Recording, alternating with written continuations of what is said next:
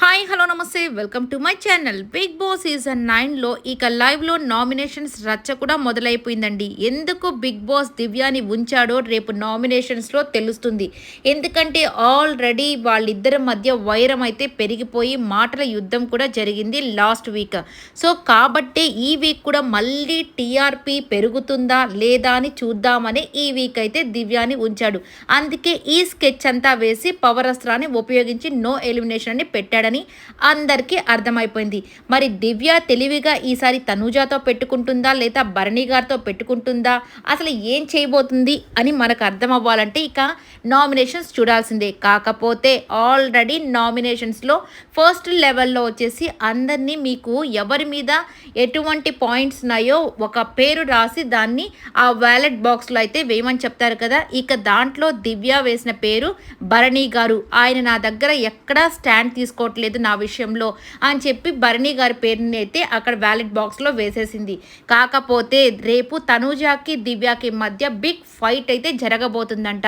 ఇక అలాగే తనూజాకి ఇమ్మాన్యుయల్కి కూడా బాగా ఫైట్ అయితే జరగబోతుంది.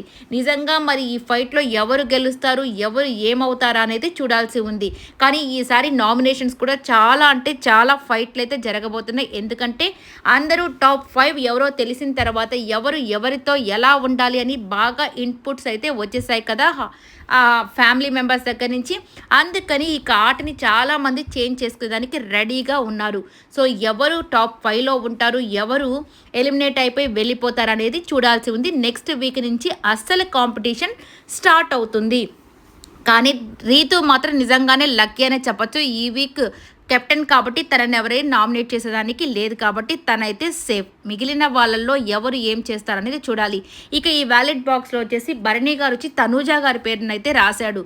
ఇక కళ్యాణ్ వచ్చేసి ఏంటో కళ్యాణ్ మాత్రం ఎప్పుడు కూడా ఈ చిన్న చిన్న వాళ్ళ మీదే పడతాడు అన్నట్టుగా సుమన్ శెట్టి గారి మీద సుమన్ శెట్టి నేమ్ అయితే రాశాడు.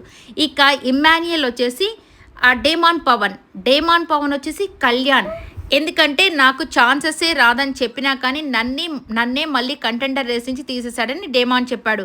ఇక నెక్స్ట్ సుమన్ శెట్టి గారు, ఈయనకి ఎప్పుడు ఎవరితో పెట్టుకోవాలో కూడా అస్సలు అర్థం కాదు. ఈయన కెప్టెన్సీ విషయంలో తనూజా గారు కొద్దిగా అన్యాయం చేసినట్టే కదా. ఒకవేళ ఆమె పేరు రాయచ్చు కదా, అవేమీ లేకుండా సంజనా గారి పేరు రాశాడు. సంజనా గారు వచ్చేసి భరణి గారి పేరు. నిజంగా చూడాలి రేపు ఏం జరుగుతుందో. ఐ హోప్ ఈ వీడియో మీకు నచ్చినట్లయితే లైక్ చేయండి, షేర్ చేయండి, కమెంట్ చేయండి, సబ్స్క్రైబ్ చేసుకోవడం మర్చిపోకండి. Thank you so much for watching. Bye bye.